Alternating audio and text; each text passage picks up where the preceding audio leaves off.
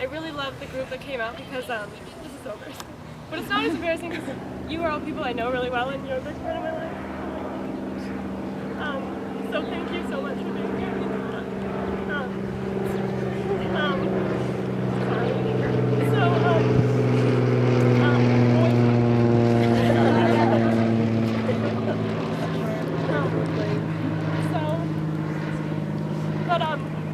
I'll just kind of get the whole story behind it.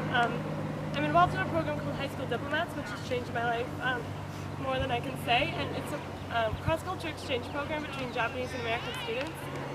The first 10 days, we have a Japanese roommate. It's 40 American kids and 40 Japanese kids, and you really form a close bond with that roommate. I was so fortunate that my roommate came and visited me this year, and that was a huge part of my senior year as well. And my first presentation for this was with her next to me, and so that was huge. But with the program, I also got to travel to Japan, and while there we visited Hiroshima. And arriving in Hiroshima, I think it's an experience every American should have if they're lucky enough. When I stepped off the train, it was this really weird, I had known about what happened in Hiroshima, but I didn't know about the after effects and what the city was doing now, and what it would look like. And I was overcome. It was just kind of this like aura of peace, which sounds so cheesy and not like it couldn't happen, but it really was just this kind of serene place. I mean, people were going to work, and it was early in the morning. They were bustling around, but it was still just this like humbling feeling. And the more we walked around, the more I felt the peace was in the air, I guess, which was really inspiring. While we were there, we also got to meet an atomic bomb survivor. She gave us an incredible account of what happened to her and what's happening now, and that was really interesting to see. But while we were also there, I was fortunate enough to speak to the mayor of Hiroshima, Mayor Matsui, and his predecessor started this program, Mayors for Peace, which aims for the abolition of nuclear weapons by 2020. And it was started in 1982 with the goal of 2020 because a lot of the people who were affected by the bomb are now dying off. And 2020 is kind of their last hope to see this change, which everyone in Hiroshima is kind of pushing for. And that was something I really loved about the city, was it wasn't reaching out in retaliation to America, but rather really just hoping this never happens again. And I think that's a really honorable thing that we should all try to follow to make the future better for others when something bad happens to us. He handed me a packet and said, please bring this message of peace back to your community, and that packet contained the Mayors for Peace registration form, which I was able to bring to Mayor Coombs, which was really great to have Miss G there with me. I'll never forget, I think walking into I was so nervous, but to have her by my side made it a lot more calming. And we walked in, and it was such a different experience than going to the mayor of Hiroshima. I don't know if you saw the picture, but it was very formal, and there was like a translator, and there was we were just really nicely, and we walked. Mayor Coombs is a great guy, and I really love. It's just we walked in, and there was like he was just goofy, and it was way more relaxed. And I think I had no reason to be as nervous. I didn't really know what to expect, but it was kind of calming. And his dad actually was part of the cleanup crew in Hiroshima, so it meant a lot. The program meant a lot to him, and he was really generous. And I'm really lucky that he was the one that I spoke to. But after that, so Longmont signed on. It was the third city in Colorado, along with Boulder and Denver, to join Mayors for Peace. But the second part of my project, when I originally came to the idea to Ms. Adams, she was like, this is great, but I think we need to make it into a year-long thing. And I think I'm so glad she said that, because that turned into People for Peace with the cranes, and that's really, I think, where the heart of my project is and what I'm really proud of. So I went around to classes folding 1,000 cranes. Does everyone know the story of Sadako?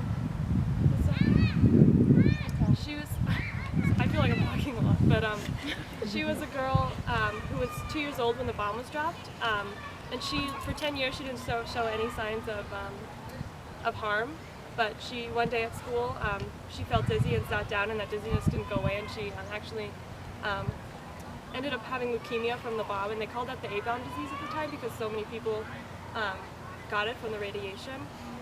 But while she was in the hospital, a friend of hers came to visit and handed her a paper crane and told her the old Japanese legend that if you fold 1,000 cranes, you'll have one wish. And so in her wish to live, she started folding and folding. And unfortunately, she passed away at 644 cranes. But in her honor, her friends and family finished the rest and buried her with 1,000 cranes. And people from around the world started hearing this story and sending in cranes to her school and also money, and they ended up getting enough money to make a memorial in the Hiroshima Peace Park, which now stands as the Children's Peace Monument, which represents Sadako and all the other children whose lives were lost in the bombing.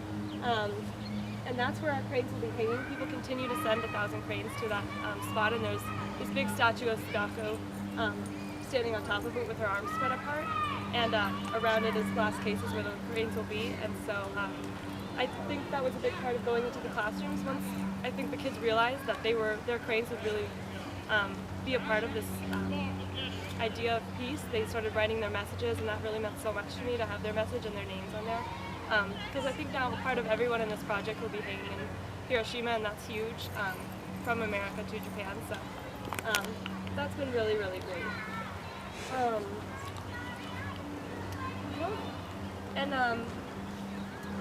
can't think if there's anything else in the project. Does anyone have any questions about the project? It's been really great, and I really want to just give thanks to everyone that was involved, and that's what I'll close by doing. I first want to thank Ms. Adams and Ms. Cohn, who are the heart and soul, like Ms. G said, of SCLA.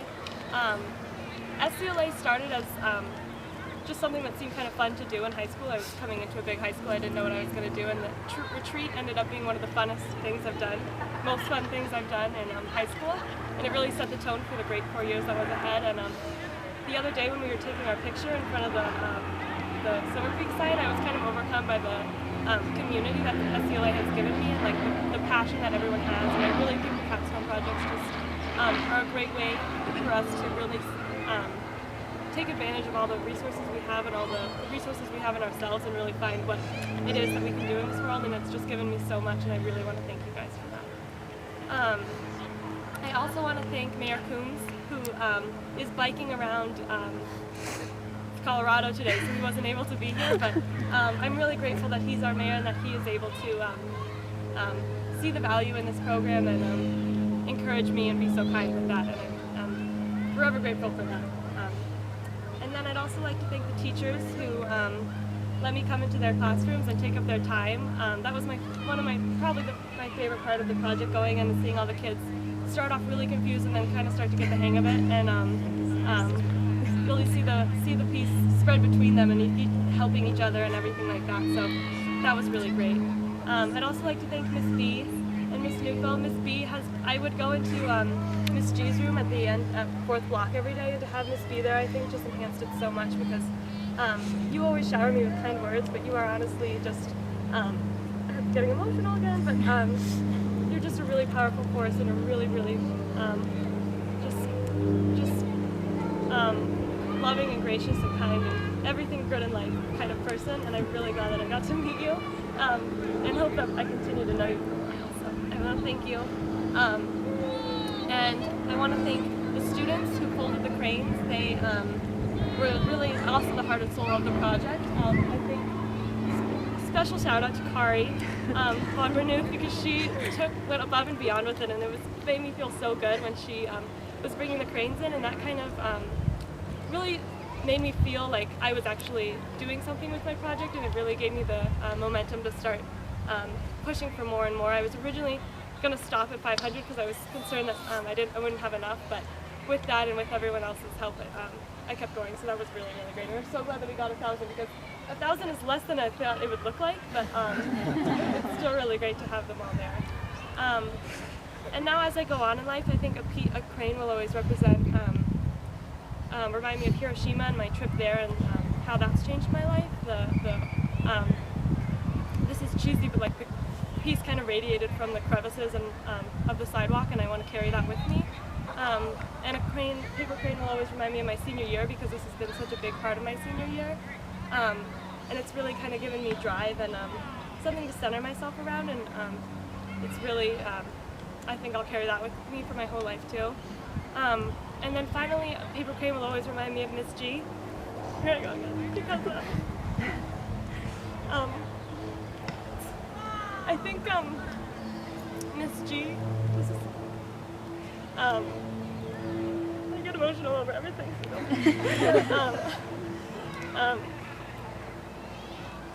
Miss G embodies everything that peace is, I think, in her hardworking and her kind-hearted and everything. And so I look up to you more than I can say, and I really am thankful for you and this project. I'm convinced that the project wouldn't have happened without Miss G, because originally I had a hard time contacting Mayor Coombs, and Miss G made me call him up on his cell phone, and I felt so uncomfortable, but that really pushed me outside of my comfort zone. And it's a comfort zone I don't really want to go back into, because she's given me so much drive.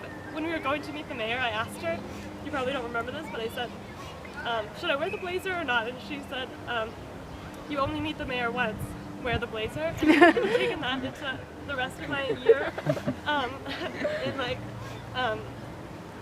things that are only happening once, and just every moment really take advantage of it, because why not look your best or be your best person in every moment? So I really appreciate that, and I want to thank you for everything that you've done. And thank you all for coming. It means a lot to me, and I can't believe I'm crying this time. Just continue to spread peace in your own lives. Like Ms. G said, I really wanted to push this message that peace isn't on this global scale where it's leaders working together, but rather it's the connections you make with other people. And I think I've connected to you all a lot, and that means a lot to me. And so, as I go on, I'll always remember this project and all of you. So, thank you.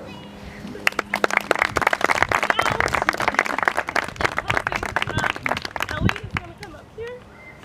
Ellie is Miss G's oldest daughter, who, what's funny about Miss G and her daughters, Sonia and I are the same age apart, and Madeline is kind of the spunkier one, and it was the exact same, not spunkier, but just louder one. It was the same way when Sonia was a child, and I was the older one, and it's just really cute to see them together, and so that's really great. But Ellie read the book Sadako, I don't know, I think it's just called Sadako, in class, and so I'm really, really grateful for her passion with the project as well, and now she's going to share her thoughts. Sadako, this is our cry, this is our prayer, peace on earth everywhere. Sadako died, sad and scared. I hope her spirit soars through the air.